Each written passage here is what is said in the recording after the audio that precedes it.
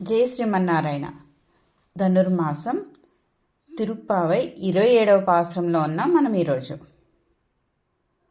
కూడారై వెల్లుం సీర్ గోవిందా ఉందన్னை பாடிப்பறை கொண்டு யாம் பெரு சம்மானம் நாடு புகழம் பரிசினால் நன்றாக்கா చూడగమే తోள்வளையே తోడే செவிப்பூவே பாடகமே என்றனை பலுக்கலனும் யாமணிவோம் ஆடையுடுப்போம் அதன் பின்னே பால் சோறு மூடனை பெய்து முங்கை வழிவாரா கூடியிருந்து குளிர்ந்தேலோரெம்பாவாய்.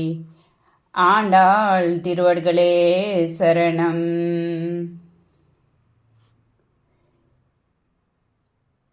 ఈ పాసురం చాలా విశేషమైన పాసురం. దీని అర్థం తెలుసుకుందాం ఈరోజు. తన ఉనికిని సహించలేని శత్రువునైనా జయించడి కళ్యాణ గుణగణములు కలిగిన గోవిందుడా, నిన్నే కీర్తించి పరయ్యను వాయిద్యమును పొంది నీచే పొందింపబడు పెద్ద సన్మానమును లోకులందరూ ప్రశంసించే రీతిలో ఉండవలెను.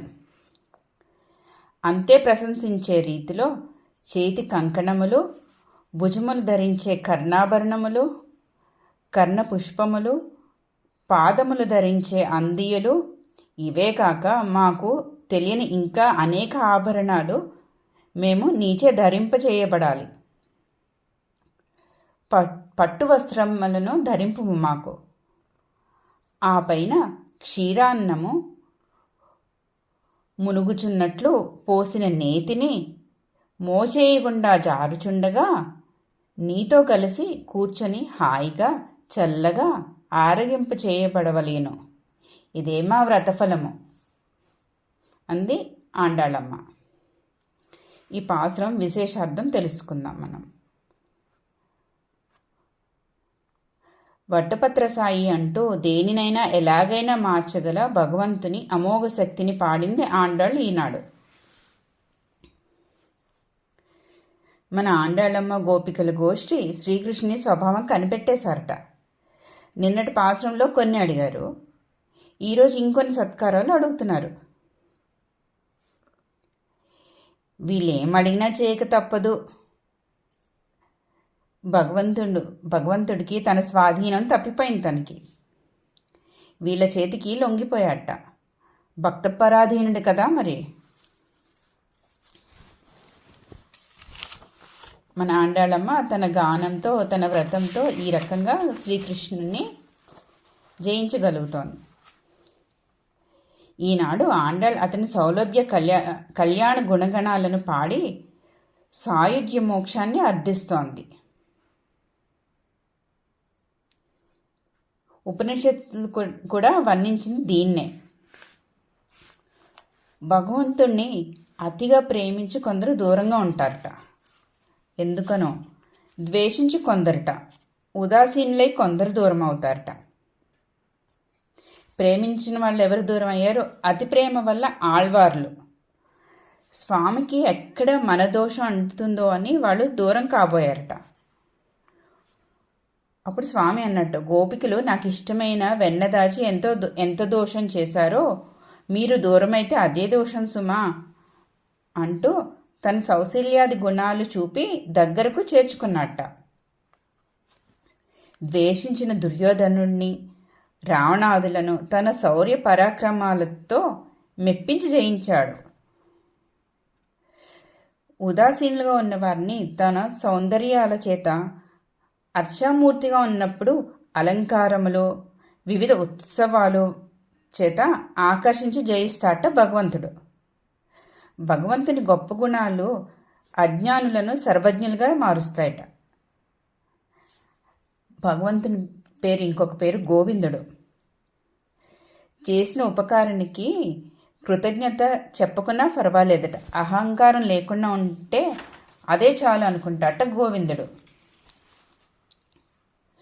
నాలుగు ఉన్నందుకు పాడగలుగుతున్నాం మేము. దేవకీ పుత్రరత్నమా, నిన్ను ఆశ్రయించిన వారికి ఫలం తప్పదని మేము ఎరుగుదము. వీరు కృష్ణుడి కంటే ఫలం వేరే ఏదీ కోర్రు.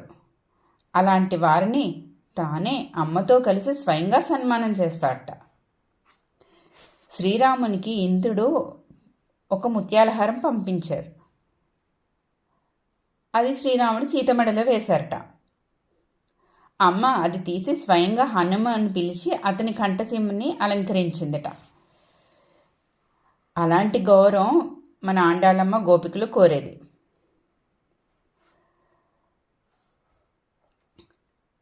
అంతా కలిసి పరస్పర భగవత్ ప్రేమతో సుఖించాలని ఆండాళ్ళ ఆకాంక్ష.